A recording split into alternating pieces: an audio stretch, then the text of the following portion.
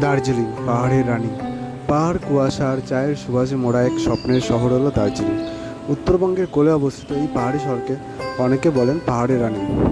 প্রকৃতি, সংস্কৃতি ও ইতিহাসে ভরপুর এই স্থান আজ সকল পর্যটকের হৃদয়ে একটি বিশেষ জায়গা করে নিয়েছে। প্রকৃতির রূপ। ভোরবেলা দার্জিলিং এক রহস্যময় কুয়াশার চাদরে মোড়ানো থাকে। সূর্য ওঠার সঙ্গে সঙ্গে কাঞ্চনজঙ্ঘার চূড়ায় যখন সোনালি রোদের ছোঁয়া পড়ে, তখন চারপাশের দৃশ্য যেন এক জ্যান্ত ছবি হয়ে ওঠে। দার্জিলিং মানেই চা। দার্জিলিং মানেই চা। এই অঞ্চলের চা গোটা বিশ্বে সুপরিচিত।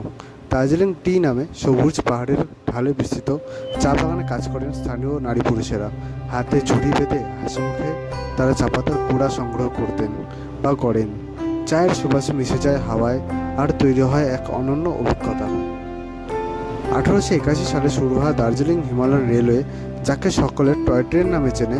তা আজ ইউনেস্কোর ওয়ার্ল্ড হেরিটেজ সাইট।